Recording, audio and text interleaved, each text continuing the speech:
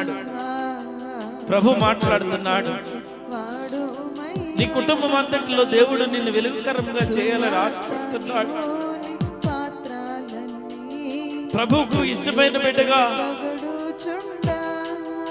ప్రభువుకి ఇష్టమైన కుమారుడిగా నీవు జీవించాలనుకుంటే తీర్మానం చేసుకో. యేసయ్యా నీవు నాకు కావాలయ్యా.